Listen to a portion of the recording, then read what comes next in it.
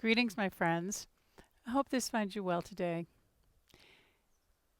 I hope some of you know a wonderful Buddhist teacher. Her name is Pema Chodron, affectionately called Ani Pema, and her birthday is being celebrated. And she's been a wonderful teacher for me through the years, really about being able to open to all that life gives us, the joys and the woes, and not to turn away, and to recognize that the heart, that there is a tender soft spot in all of us that is awake. And so I thought I'd share a little bit from one of her books. This is one of the, maybe not the first one that I ever got, but it's called The Places That Scare You. And this chapter, chapter 1, is called The Excellence of Bodhichitta. And bodhicitta is that place of the awakened heart. And it's said that it's here for all of us. She gives this teaching. She says, when I was about 6 years old, I received the essential bodhicitta teaching from an old woman sitting in the sun. I was walking by her house one day feeling lonely, unloved, and mad, kicking anything I could find. Laughing, she said to me, "Little girl, don't you go letting life harden your heart." Right there, I received this pith instruction. We can let the circumstances of our lives harden us so that we become increasingly resentful and afraid, or we can let them soften us and make us kinder and more open to what scares us. We always have a choice. Could you imagine getting that beautiful teaching so young? It reminds me of Sylvia Borstein, another one of my primary teachers, talks about her own experience as a young child. She was upset about something and stormed around the house, and she slammed the door. And her mother called up and said, "Sylvia, you don't get to do today over again." Again, those little moments of wisdom that come to us. And so she goes on to say, talks about bodhicitta, and she says bodhicitta is also equated in part with compassion, our ability to feel the pain that we share with others. An analogy for bodhicitta is the rawness of a broken heart.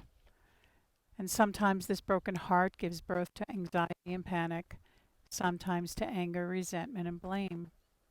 But under the hardness of that armor, there is the tenderness of genuine sadness.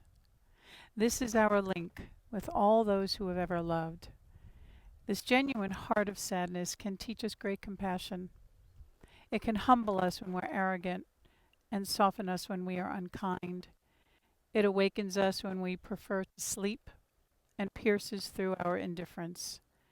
This continual ache of the heart is a blessing that, when accepted fully, can be shared with all. I share this with you and reminder for myself because, first, to honor Pema and the times we live in, to remember our hearts, that so many are suffering and are really meeting with challenge, and we're all meeting with different challenges. Here's the last quote that I will read, and it is one that I've been sharing for many, many, many years. And she said that the Buddha said that we are never separated from enlightenment. That alone says a lot, because so much of our time is spent trying to achieve enlightenment. We are never separated from enlightenment. Even at the times when we feel most stuck, we are never alienated from the awakened state. This is a revolutionary assertion. Even ordinary people like us, with hang-ups and confusion, have this mind of enlightenment called bodhicitta. The openness and warmth of bodhicitta is, in fact, our true nature and condition.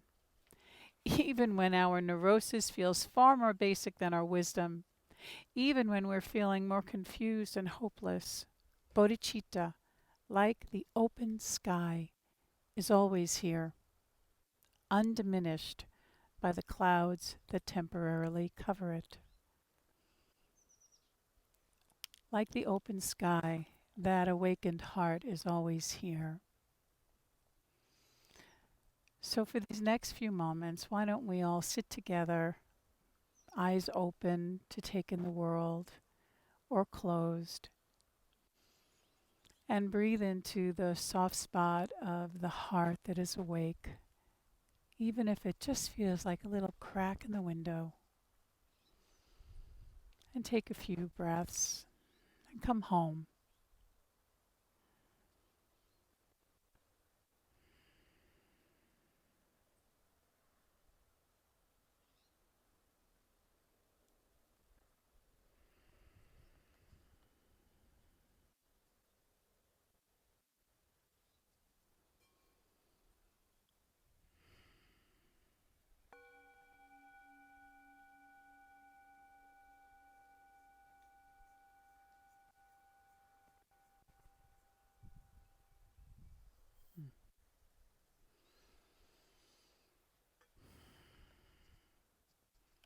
And so may we always remember that just like me, every being in front of me wants to be happy, that has the same joys and woes. So from my heart to yours, have a blessed day. May you take care of yourself, and may we all take care of each other. Jai Bhagwan, Namaste. Blessings to you.